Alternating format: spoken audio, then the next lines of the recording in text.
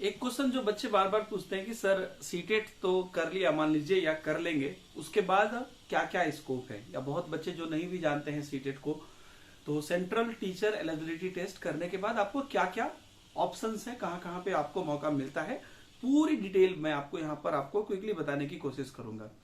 सबसे पहले तो हम जितनी भी रिक्वायरमेंट है इसको दो पार्ट में बांटेंगे कि एक तो आपको प्राइवेट सेक्टर में रिक्वायरमेंट होती है, दूसरा गवर्नमेंट सेक्टर में रिक्वायरमेंट होती है।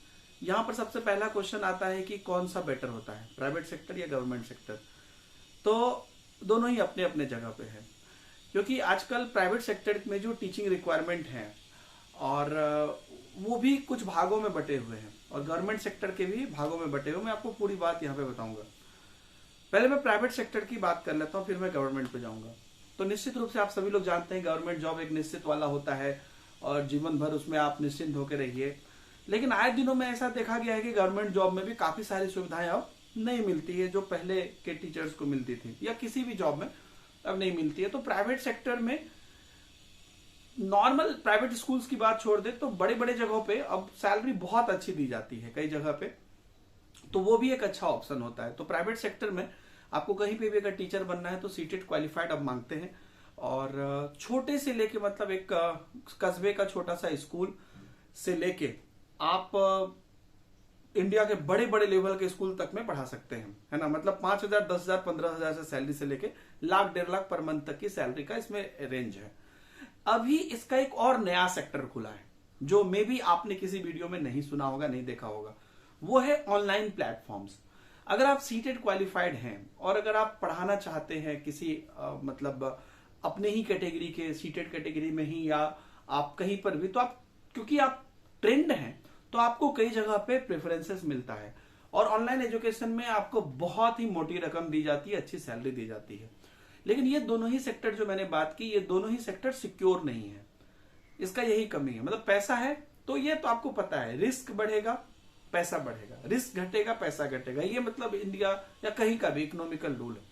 तो ये प्राइवेट सेक्टर के दो एंगल की हमने बात कर ली। पहला तो आपका जितने स्कूल्स वगैरह है, दूसरा ऑनलाइन एजुकेशन। ऑनलाइन एजुकेशन में भी आपका जो है कोचिंग संस्थान भी है और कॉम्पिटिटिव एग्जाम्स हैं, स्कूल्स वगैरह सबके चीजें आती हैं। तो बेसिकली वहां पर आप नॉर्मल ग्रेजुएशन लोग भी पढ़ाते हैं, लेकिन अगर आप किसी पार्टिकुलर कैटेगरी में जैसे सीटेट में पढ़ाना चाहते हैं, किसी स्टेट टेट में पढ़ाना चाहते हैं, तो आप अगर ट्रेंड है तो आपको प्रेफरेंसेस मिलता है। और भी प्राइवेट सेक्टर में भी आपको कोचिंग सेंटर्स जितने हैं ऑनलाइन ऑफलाइन कोचिंग वहां पे भी स्कोप है। तो ये तो मैं आपको बात कर रहा था जहां पर कि आपको कि सीटेट करके आपको नॉर्मल टीचर बनने में स्कूल्स में मदद मिलती है और ऑनलाइन एजुकेशन या ऑफलाइन में रिलेटेबल कैटेगरी में जो सीटेट के रिलेटेबल कैटेगरी होगा उसमें मदद मिलेगी। ये हो गई एक चीज। दूसरी चीज है आपको अब गवर्नमेंट जॉब। गवर्नमेंट जॉब में सबसे जो ऊपर माना जाता है, जिसको कि मतलब सीटेट जब भी लोग करते हैं, कोई टीचर बनना चाहते हैं तो कहते हैं कि सबसे ऊपर है, वो है केंद्रीय विद्यालय संगठन केवीएस। और इसके अंदर और आता है एक दूसरा नवोदय विद्यालय संगठन एनवीएस, और एक आता है जिसकी वैकेंसी कम निकलती है लेकिन निकलती है एपीएस आर्मी पब्लिक स्कूल। तो ये सब गवर्नमेंट में सबसे उच्च कोटि के हो गए, ठीक है। मतलब आप ये कहिए कि टीचर अगर बनना है तो अगर सबसे हाई लेवल पे मार्क रखा जाए तो इन सबको रखा जाएगा। तो ये हो गया आपको। उसके बाद अगर आप सीटेट क्वालिफाइड हैं, अच्छा सीटेट क्वालिफाइड मतलब आपका जो कैटेगरी में आपको 82 नंबर है, मतलब जो SC ST जो भी जो रिजर्व कैटेगरी में, और नॉर्मल में 90 नंबर है, यही सीटेट का क्वालिफाइड है। 150 नंबर का सीटेट होता है। अब बात करते हैं, अगर हम मान लीजिए कि गवर्नमेंट सेक्टर के ये केवी एनवी और अगर हम क्या कहते हैं एपीएस को, ये एक अलग लेवल पे हो गया। दूसरा स्टेट नियोजन। स्टेट नियोजन क्या होता है कि हर राज्य को समय समय पर शिक्षक की आवश्यकता होती है, जो वैकेंसी निकलती है। तो कई ऐसे राज्य हैं जैसे बिहार है, झारखंड है, यूपी है, और भी कुछ ऐसे राज्य हैं। हालांकि हर साल रूल बदलता है इसका, लेकिन कुछ राज्य ऐसे रहते हैं हमेशा जहां पर कि अगर आप सीटेट क्वालिफाइड हैं तो आप नियोजन में डायरेक्ट अप्लाई कर सकते हैं। मतलब राज्य के जो सरकारी विद्यालय हैं, प्राथमिक और माध्य विद्यालय हैं, उसके लिए आप अप्लाई कर सकते हैं और उसके लिए आप शिक्षक बन सकते हैं, ठीक है। तो इसको नियोजन बोलते हैं और ये नियोजन हर राज्य में होते रहता है। आप लोग को पता भी होगा, अगर आप नहीं भी रिलेटेबल होंगे तो आप सुनते होंगे अक्सर कि नियोजन होने वाला है। तो कई बार डिले भी होती है, कई जगह पे कई सालों पे भी होती है, लेकिन ये नियोजन रहता है। मतलब ऐसा भी मैंने देखा है कि 10-10 साल बाद सीटेट क्वालिफाई करने के बाद लोगों को नौकरी लगी है, नियोजन हुआ है। तो ये होता है। और एक चीज है, यूपी में एक एग्जाम होता है सुपर टेट, आप लोग जानते ही होंगे। तो सुपर टेट जो होता है वो वहां के यूपी के टीचर नियोजन का सेकेंड लेवल का एग्जाम है। तो जैसे कि बाकी स्टेट में एक ही लेवल, मतलब जैसे अगर आप बिहार से हैं तो बिहार टेट करके हो जाएगा, तो वहां पे सीटेट से भी हो जाएगा नियोजन में।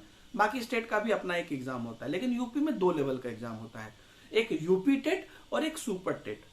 तो जो आप सीटेट क्वालिफाइड हैं तो उसको यूपी टेट के बराबर माना जाता है, आप समझ रहे हैं ना। जैसे बाकी स्टेट, कई स्टेट में भी उसके समतुल्य माना जाता है तो डायरेक्ट नियोजन है, तो यहां पे भी यूपी टेट के समतुल्य माना जाता है। लेकिन क्योंकि दूसरे लेवल पर सुपर टेट होती है तो आप डायरेक्ट सुपर टेट में अप्लाई कर सकते हैं, क्योंकि वो सुपर टेट इनका जो है वो काइंड ऑफ केवी एग्जाम के टाइप का होता है, केवीएस का जैसा रहता है वैसा ही होता है। एक और वैकेंसी जो बड़ी अच्छी वैकेंसी आती है इसमें, वो आता है DSSB, दिल्ली सबऑर्डिनेट बोर्ड का। ये भी वैकेंसी अक्सर आती रहती है, इसमें भी सब लोग अप्लाई कर सकते हैं। और वहां पर भी वो दिल्ली में ही, उसको दिल्ली के जितने भी वहां के स्कूल हैं उसके विद्यालय के लिए ये वैकेंसी निकलती है, ये भी एक अच्छी खासी वैकेंसी निकलती है। तो यहां पर भी आप अप्लाई कर सकते हैं।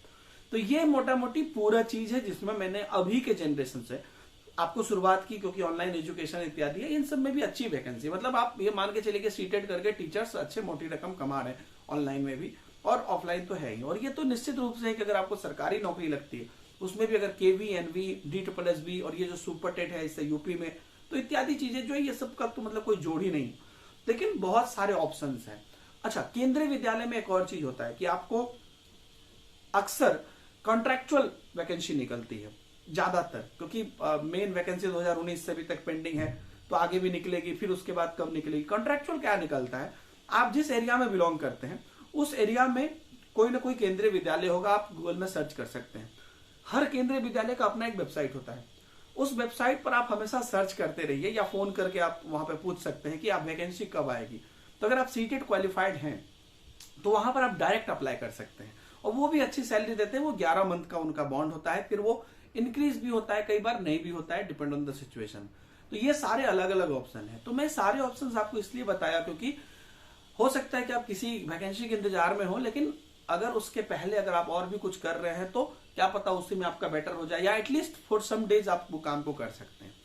तो कहीं पर भी जाइए तो मेन जो होता है वहां पे कॉन्फिडेंट इंटरव्यू देने का होता है, जिसमें कि आप अच्छे से इंटरव्यू दीजिए। ज्यादातर जो चीज है, जैसे केवी में भी लास्ट राउंड में, या आप कहीं पे एनवी में जाएं, या एपीएस में जाए, या केवी कॉन्ट्रैक्चुअल में जाए, या कहीं पर नॉर्मली जो होता है इंटरव्यू होता है। ये प्राइवेट स्कूल्स में जाए, ऑनलाइन एजुकेशन में जाए, तो इंटरव्यू आपको आना चाहिए। होगा तो एक और सेपरेट वीडियो मैं आपको बना दूंगा जिस पर कि आप कैसे इंटरव्यू में कैसे बोलेंगे कि आपका सिलेक्शन हो जाए, क्योंकि मैंने लगभग आईटी सेक्टर और इधर मिला के करीबन 500 से ज्यादा इंटरव्यू लिए हैं, तो और रिक्रूटमेंट के लिए। तो मैं आपको बताऊंगा एक और वीडियो बना के कि कैसे इंटरव्यू में आपको अटेम्प्ट करना चाहिए। तो ये सारी वैकेंसीज है मेनली। उम्मीद करता हूं कि आपको पसंद आया होगा। Thank you very much, bye bye.